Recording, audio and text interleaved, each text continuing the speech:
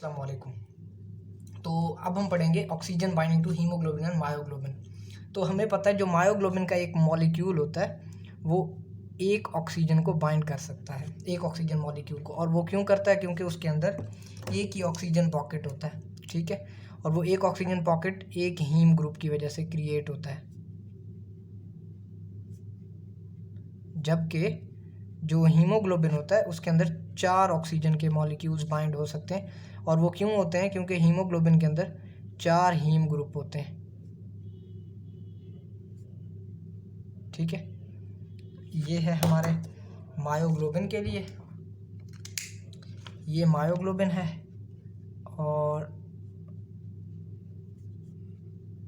और ये है हीमोग्लोबिन HB, ठीक है। ये हीमोग्लोबिन 4 ऑक्सीजन मॉलिक्यूल्स और मायोग्लोबिन 3।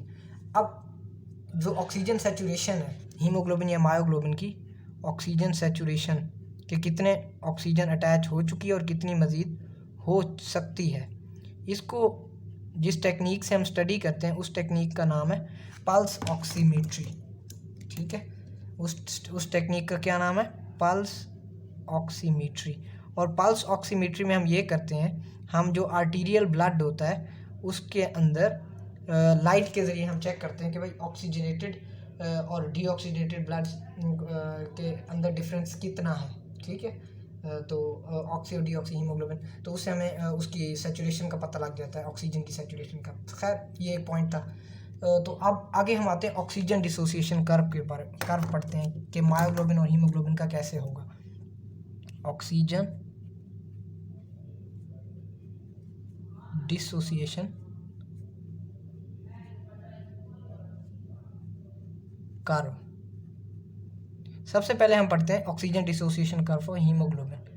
अच्छा, अब इस ऑक्सीजन डिसोसिएशन के अंदर एक चीज़ याद रखें, चाहे वो हीमोग्लोबिन हो चाहे वो मायोग्लोबिन हो, जब ऑक्सीजन की कंसंट्रेशन हाई होगी, पार्शियल प्रेशर ऑक्सीजन का हाई होगा, तो हीमोग्लोबिन और मायोग्लोबिन क्या करेंगे?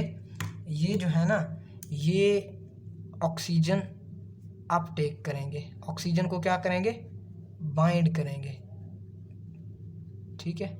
और जब जो है ना पार्शियल प्रेशर ऑफ ऑक्सीजन जो होगा वो लो होगा, जैसा कि टिश्यूज़ के अंदर, तो ये क्या करेगा? हीमोग्लोबिन और मायोग्लोबिन ये ऑक्सीजन क्या करेगा? रिलीज़ करेगा, ठीक है। यानी जब पार्शियल प्रेशर, दूसरे लफ्ज़ों में जब partial pressure of oxygen high होगा, जैसे कि लंग्स के अंदर होता है, तो इनकी जो बाइंडिंग कैपेसिटी होती है हीमोग्लोबिन की वो बढ़ जाती है। और जब पार्शियल प्रेशर लो होगा, जैसे कि टिश्यूज़ के अंदर, तो जो ऑक्सीजन रिलीजिंग कैपेसिटी होती है वो ज़्यादा हो जाती है।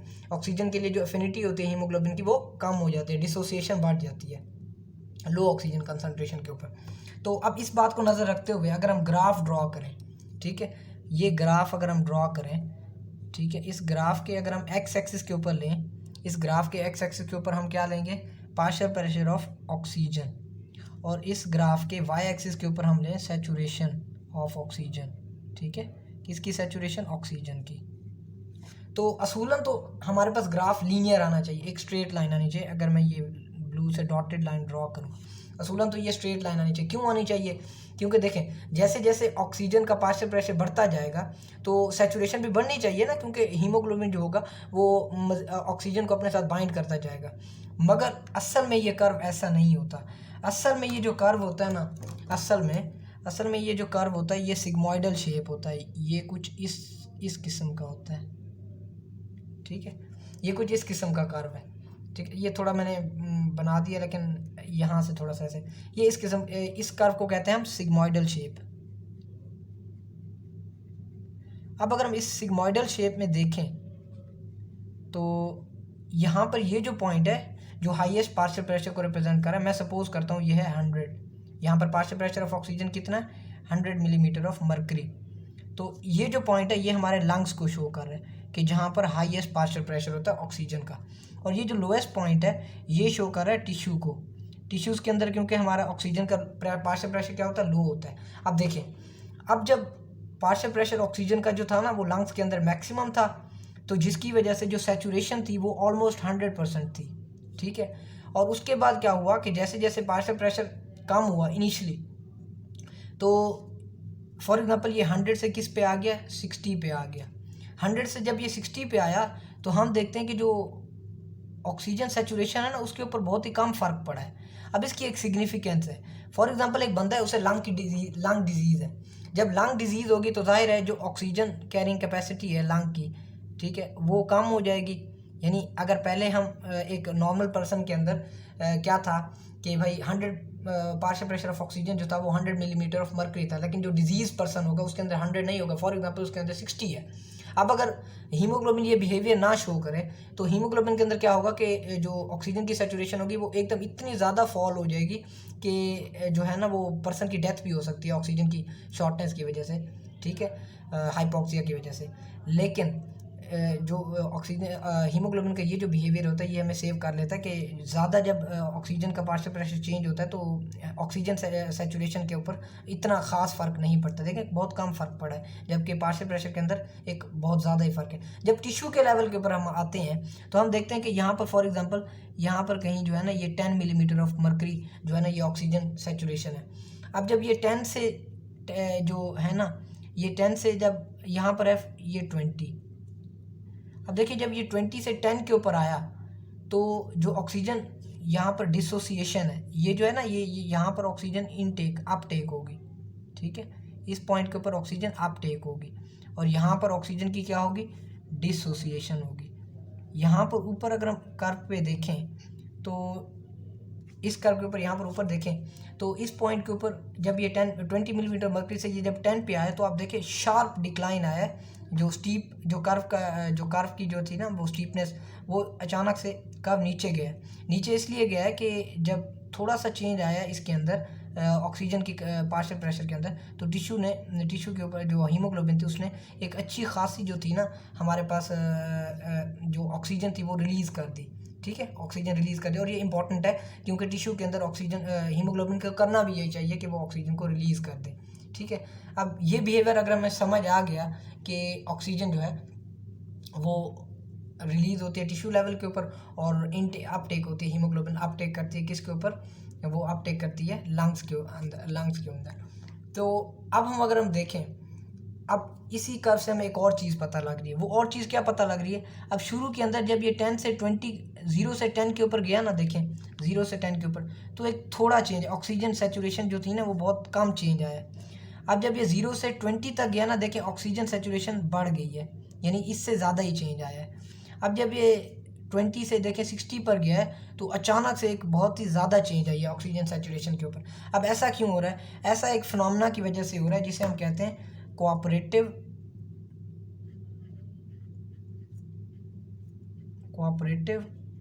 बाइंडिंग।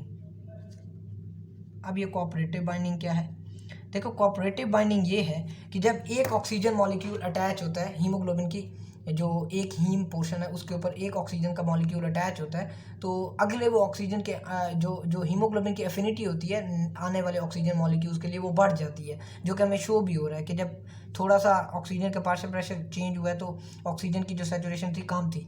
अब जब ऑक्सीजन थोड़ी बहुत सेचुरेट हो गई ना, अब वो जो सेचुरेट हुई ना, अब उसी की वजह से जब पार्शियल प्रेशर थोड़ा सा चेंज हुआ है तो ऑक्सीजन की सेचुरेशन यकदम बढ़ गई है।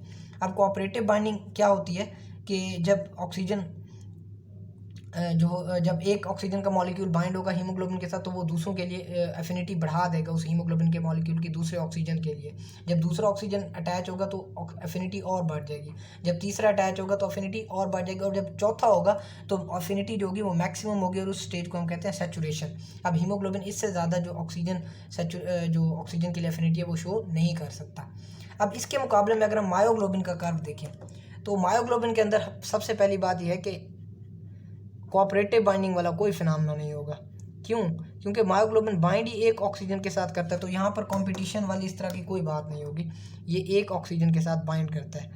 अच्छा, अब इसका अगर हम कर्व देखें, इसका कर्व अब सेपरेट अगर हम ड्रॉ करें और उसका कंपैरिजन करेंगे हीमोग्लोबिन के साथ, हीमोग्लोबिन के साथ अगर हम उसका कंपैरिजन करें तो ये है फॉर एग्जांपल हीमोग्लोबिन का कर्व,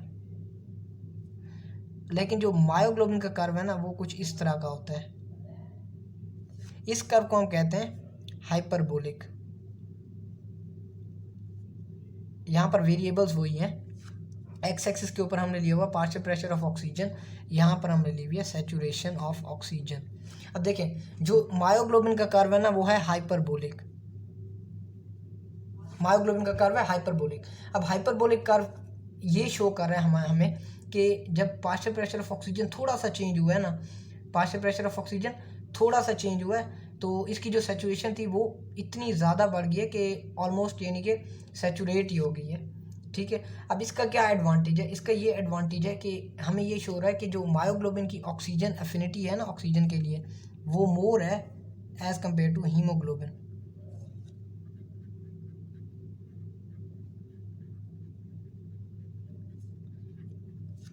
और ये होना भी चाहिए, क्यों? क्योंकि जो मायोग्लोबिन होती है ना वो असल में टिश्यू लेवल के ऊपर हीमोग्लोबिन से ऑक्सीजन लेती है।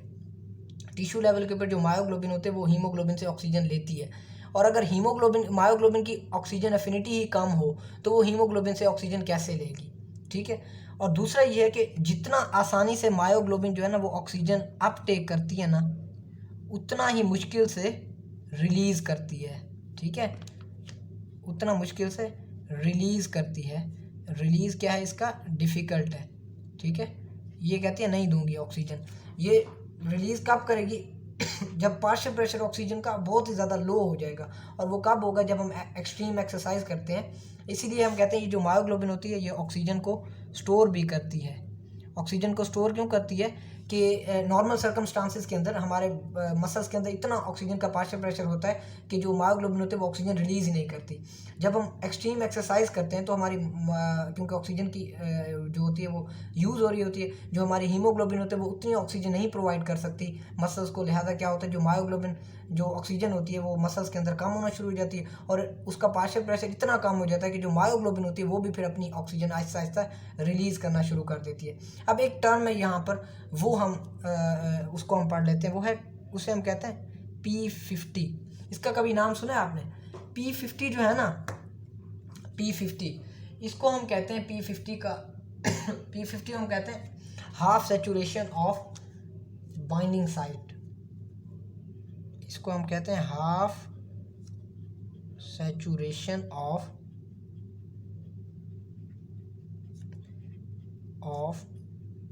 Binding site.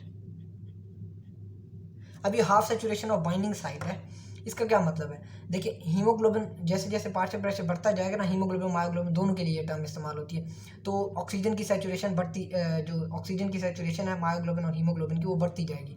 अब एक ऐसा ऑक्सीजन का पार्शियल प्रेशर आ जाएगा कि जब हीमोग्लोबिन और मायोग्लोबिन 50% सैचुरेट हो जाएंगे, यानी 50% उनके अंदर मज़ीद ऑक्सीजन को अपने अंदर मतलब अपने साथ अटैच करने की एबिलिटी होगी। 50% सैचुरेट, 50% अनसैचुरेट। अब वो जो है ना वो प्रेशर वो मायोग्लोबिन के लिए कितना है और हीमोग्लोबिन के लिए, ये बात अहम है। और हीमोग्लोबिन, ठीक है, हमने क्या कहा, P50 वो प्रेशर है जिसके ऊपर मायोग्लोबिन या हीमोग्लोबिन जो है वो 50% ऑक्सीजनेटेड होते हैं या 50% सैचुरेटेड होते हैं ऑक्सीजन से। अब मायोग्लोबिन के लिए वो जो प्रेशर है ना वो है 1 मिलीमीटर ऑफ मर्करी, और जो हीमोग्लोबिन है उसके लिए वो प्रेशर है +26 मिलीमीटर ऑफ मर्करी। अब देखें इसका क्या मतलब है कि जब जो टिश्यू के अंदर जब टिश्यू के अंदर या किसी भी बॉडी के किसी भी पार्ट के अंदर जब ऑक्सीजन के जो पार्शियल प्रेशर होगा वो +26 मिलीमीटर ऑफ मर्करी होगा, तो जो हीमोग्लोबिन होगी वो 50% सैचुरेटेड होगी। 50% वो क्या होगी, सैचुरेटेड होगी, यानी कि 50% उसके अंदर ऑक्सीजन होगी और 50% वो क्या करेगी, वो रिलीज़ कर देगी। मायोग्लोबिन के लिए क्या है, मायोग्लोबिन के लिए है कि +1 मिलीमीटर ऑफ मर्करी, यानी एक्सट्रीमली लो जब पार्शियल प्रेशर ऑफ ऑक्सीजन हो जाएगा ना, तब मायोग्लोबिन जो होगी वो अपनी 50% ऑक्सीजन रिलीज़ करेगी और 50% फिर भी उसके पास होगी। अब अगर हमने वो 50% भी मायोग्लोबिन से लेनी है तो हमें क्या करना पड़ेगा, जो पार्शियल प्रेशर ऑफ ऑक्सीजन होगा ना वो लेस देन हमें क्या करना पड़ेगा, 1 करना पड़ेगा। ठीक है, partial pressure of oxygen less than 1 जब होगा ना तब मायोग्लोबिन वो अपनी 50% वाली भी देना शुरू कर देगी। तो इससे हमें ये पता लगता है कि जो मायोग्लोबिन है ना वो ऑक्सीजन क्या करती है, स्टोर करती है। तो ये था oxygen binding curves of haemoglobin and myoglobin. Thank you.